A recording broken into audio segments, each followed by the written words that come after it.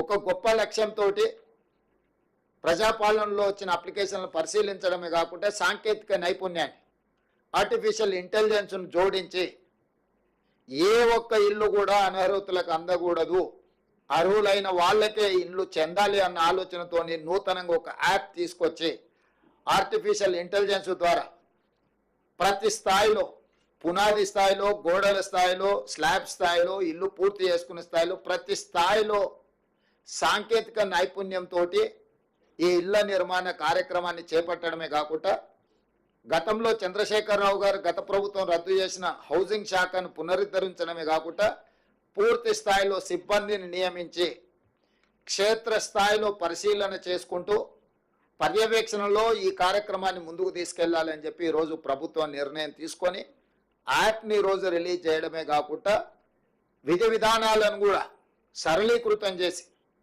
ఎందుకంటే ఎక్కడైనా ఎవరైనా ఆర్థిక ఏదైనా అప్పు సప్పు చేసి కుటుంబంలో ఇద్దరో ముగ్గురు ఉంటే ఇంకా కొంచెం మంచిగా కట్టుకోవాలనుకున్నప్పుడు వాళ్ళకు వెసులుబాటు, ఇంటి స్థలం ఒకవేళ ఉంటే ప్రభుత్వం ఇచ్చే సంక్షేమ పథకంతో పాటు వాళ్ళు అదనంగా ఒక గది నిర్మించుకున్నా కూడా ఎలాంటి అభ్యంతరాలు పెట్టొద్దు, తద్వారా వాళ్ళు ఇంకా ఉన్నతంగా బ్రతకడానికి అవకాశం ఉంటుందని చెప్పి పేదలకు వెసులుబాటు కల్పించాలన్న ఆలోచన సూచన మా మంత్రి గారు చేయడంతో ఉప ముఖ్యమంత్రి గారు నేను కూడా ఇది మంచి సూచన అని చెప్పి వాటిని ఆమోదించడం జరిగింది. లేకపోతే ఈ నిబంధనలు పెడితే కింది స్థాయిలో తప్పిదం జరగడానికి కూడా కొంత అవకాశం ఉంటుంది.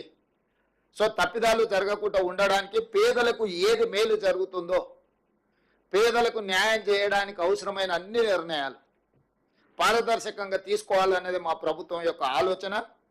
ఆ ఆలోచనలో భాగంగా మొదటి సంవత్సరము ప్రతి నియోజకవర్గానికి 3,500 ఇండ్ల కేటాయింపులో భాగంగా 4,50,000 ఇండ్లకు 5 లక్షల రూపాయలతోని పరిపాలన అనుమతి ఇవ్వడం జరిగింది. ఈరోజు ఈ యాప్ను ప్రవేశపెట్టడం ద్వారా లబ్ధిదారుల ఎంపిక ప్రక్రియ పారదర్శకంగా సరళీకృతంగా జరగడానికి అవకాశం కలిగింది. అందుకే ఈరోజు తెలంగాణ పేదలందరికీ ఇది ఒక పండుగ. ఇందిరమ్మ రాజ్యంలో నిజంగా పేదలు ఇంటి ముందు వెలుగులతో పండుగ చేసుకునే సందర్భము. పెద్దలు అందుకే అన్నారు, ఇల్లు కట్టి చూడు, పెళ్లి చేసి చూడు అని.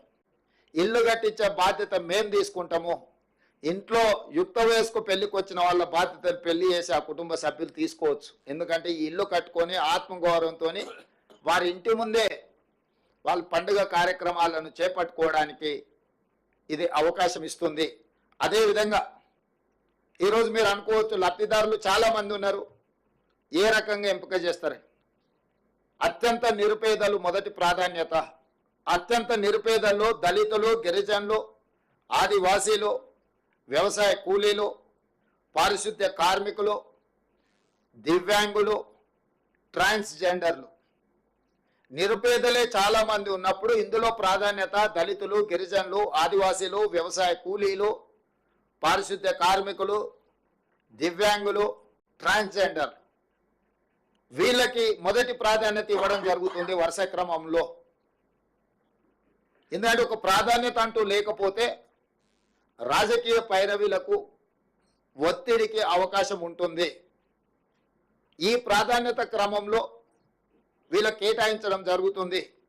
ఇదే కాకుండా ఐటీడీఏ ప్రాంతాలు, ఆదివాసీలు నివసించే ప్రాంతంలో ఆనాడు ఎప్పుడో ఇందిరమ్మ సమయంలో లేదా ఎన్టీఆర్ సమయంలో లేదా రాజశేఖర రెడ్డి గారి సమయంలో ఇచ్చిన కొద్దిపాటి ఇల్లే ఆదివాసీలకు వచ్చినాయి.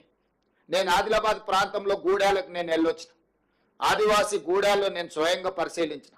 మా పట్టి విక్రమార్క గారు ఆదిలాబాద్ నుంచి ఖమ్మం వరకు పాదయాత్ర చేసినప్పుడు ఆదివాసీలు వచ్చి నిజమైన అర్హులము, ఇందిరమ్మ రాజ్యంలో లబ్ధి పొందాల్సింది మేము, అడవులలో ఆది మానవులలాగా ఇంకా ఎంతకాలం బ్రతకాలి, మా పట్ల మీరు కనికరం చూపించాలి, ఇందిరమ్మ ఉంటే మాకు బాధ తప్పేది, కానీ ఇందిరమ్మ వారసులుగా ఈరోజు మీరు పరిపాలనలోకి వస్తామంటున్నారు, మీరు మీ బాధ్యత నెరవేర్చండి అని చెప్పి ఆదివాసీలు, ఆదివాసీ సంఘాలకు సంబంధించిన వాళ్ళు మాకు గుర్తు చేయడం జరిగింది.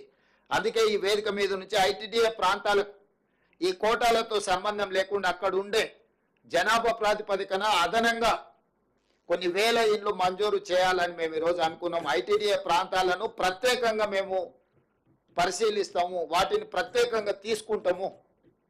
ఏంటంటే నిజమైన లబ్ధిదారులు తెలంగాణ మూల పురుషులు, ఈ ప్రాంతానికి ఈ ప్రాంత మట్టి మనుషులు వాళ్ళే. ప్రభుత్వ సంక్షేమ పథకం వాళ్ళకి చేరినప్పుడే మా లక్ష్యం నెరవేరినట్టు. అందుకే ఈరోజు సీతక్క గారు పదే పదే నా దృష్టికి ఈ ఆదివాసులకు సంబంధించి ప్రత్యేకంగా ఇండ్లు ఇవ్వాలి అని చెప్పి వారు విజ్ఞప్తి చేయడం జరిగింది. అందుకే ఈరోజు మా మంత్రివర్గ సహచరుల అనుమతితోని ఆదివాసీలకు ప్రత్యేక కోట, ప్రతి నియోజకవర్గానికి 3500 ఇండ్ల కోట కాకుండా అదనంగా ఆదివాసీ ప్రాంతాలు, ఐటీడీఏ ప్రాంతాలు ఏవైతే ఉన్నాయో ఆయా ప్రాంతాల జనాభాను దృష్టిలో పెట్టుకొని వాళ్ళ కోసం ఒక ప్రత్యేక ప్యాకేజ్ కేటాయించడం ద్వారా, ఫర్ ఎగ్జాంపుల్ అచ్చంపేటలో చెంచులు ఉన్నారు, నల్లమల్ల అడవుల్లో ఉండే చెంచులను ఏ రోజు వాళ్ళకు న్యాయం చేద్దామన్న ఆలోచన గత 10 సంవత్సరాలు చంద్రశేఖరరావు గారి ప్రభుత్వం చేయలే. వాళ్ళని మనుషులలాగా గుర్తించడానికి కూడా ఆ ప్రభుత్వం ముందుకు రాలే.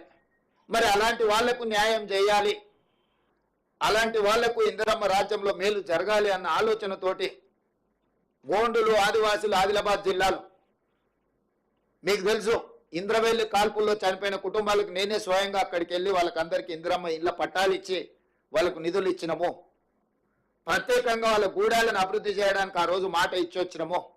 అది ఖమ్మం భద్రాచలం కావచ్చు, లేదా ఉట్నూరు ప్రాంతం కావచ్చు, ఎన్ని ఐటీడీఏ ప్రాంతాలు ఉన్నాయో ఐటీడీఏ ప్రాంతాలను ప్రత్యేకంగా ప్రభుత్వము పరిగణిస్తుంది. వాళ్ళకు మేలు చెయ్యడానికి ఆ పేదలకు ప్రత్యేకమైన ప్యాకేజ్ ఇవ్వడం ద్వారా మొట్టమొదట వాళ్ళ ఆత్మవిశ్వాసంతో బ్రతికే విధంగా ఈ ప్రభుత్వం మా కోసమే ఉన్నది, ఈ ప్రభుత్వం మా ప్రభుత్వం అని ఆదివాసీలు